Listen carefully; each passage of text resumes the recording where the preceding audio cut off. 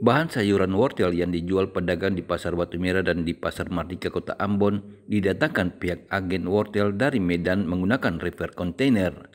Jumlah maksimal wortel dalam satu kontainer berisi 1.400 dos.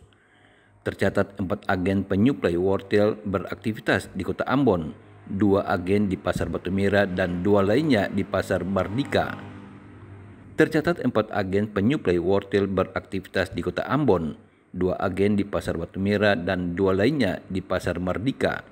Waidu, salah satu agen penyuplai wortel di Pasar Batu Merah Kota Ambon, menyebut konsumsi bahan sayuran wortel oleh masyarakat di daerah ini tergolong banyak. Sebanyak 4 kontainer wortel setiap minggu rutin didatangkan 4 agen tersebut ke pasar di Kota Ambon. Keempat agen pemasok wortel masing-masing telah memiliki pasar di daerah ini. Kalau wortel, ada pemain wortel di Ambon ini ada 4 orang.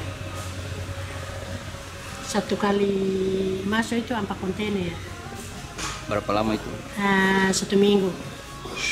Di pasarnya yang belanja kan orang di luar, Samlaki, Dobo, Kawasi, Banda, Lamlea.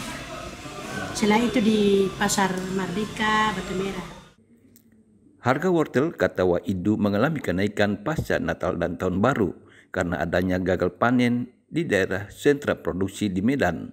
Harga wortel kini dijual di angka Rp200.000 per dos 10 kg. Padahal sebelum Nataru, harga wortel berada di angka Rp130 hingga Rp140.000 per dos 10 kg.